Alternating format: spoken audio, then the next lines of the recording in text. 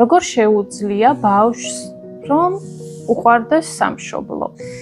სამშობლოში თავისი სამშობლო ძალიან უნდა უყვარდეს, კიდე არ უნდა დაყაროს არაფერი გარშემო და თუ სხვები ვინმე რამე ცუდს გააკეთებს, მაშინ უნდა დაუშალოს.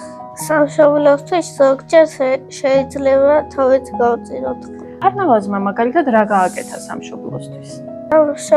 ოქრო რო იპოვა, ხალხს დაურიგა და სამშობლოს გადასარჩენად ჯარიც იყიდა და ხალხს დაურიგა ის თავისი ოქრო. რომელი პიროვნება დაგამახსოვრდა საქართველოს ისტორიიდან? ვახტანგ გორგასალი. რითი დაგამახსოვრდა ვახტანგ გორგასალი? იმიტომ რომ თბილისი დაარსა და ბევრ წიგნს კითხულობ შენ, განსაკუთრებით რაც ჰუმანურ კუნძულზე მოხვედი. მანამდე კითხულობდი წიგნებს? არ მიყვარდა კითხვა და ჰუმანურ კუნძულზე რომ შემოვედი, კითხვა ისე შემიყვარდა, რომ როცა სახლში ვარ, წიგნს ავიღებ ხოლმე და ვკითხულობ. რომელი წიგნი მოგეწონა ყველაზე მეტად? ლოტა აუზაურის ქუჩიდან. პირველი წიგნი ეგ წავიკითხე. რატო მოგეწონა ლოტა?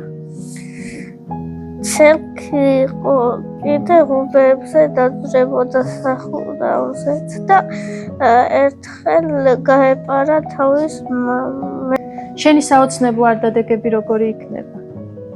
რა გინდა რომ მოხდეს ამ ზაფხულს? ჯერ ვიცი. მაგრამ მოვიფიქრებ.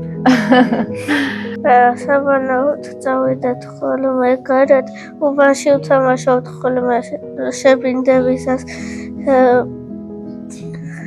აუში საბანაოდ ხოლმე.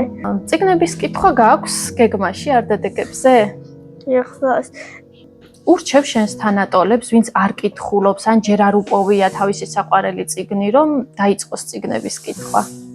კი ურჩევ, იმიტომ რომ შეიძლება იმათ თუ არ იცოდნენ, არ გამოადგებათ მაგალითები და თუ იციან, თუ წაიკითხავენ იმ წიგნებს, ისინი მომავალში აუცილებლად გამოადგებათ. სახალისოც არის მე მგონი, არა? რო კითხულობ, გირდება ეს კითხვა და გიყვარდება წიგნების კითხვა. და მოგწონს ის თავგადასავლები, რასაც გმირები აკეთებენ, აი მაგალითად ლოტას სიცელქეები მოგწონს. იმედია არდადეგებს ბედნიერად და ნაყოფიერად გაატარებ და იმედია წიგნის წაკითხვისთვისაც იპოვი დროს.